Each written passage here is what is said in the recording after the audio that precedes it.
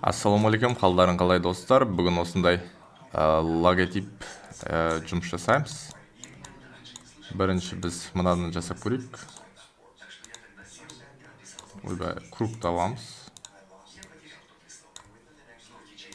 И қалыңдығын қойып қоямыз.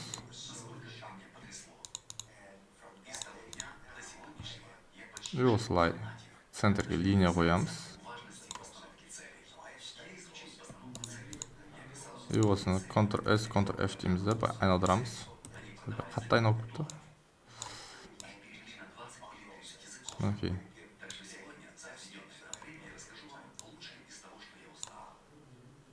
И осы алып қоямыз.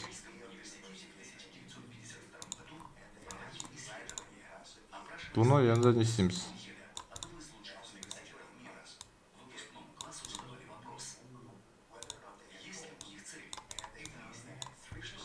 Объект разобрать.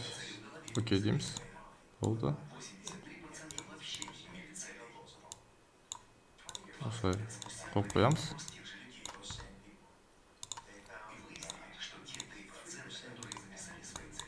Окей. И пипеткімен аламыз, осылай қойып қоямыз.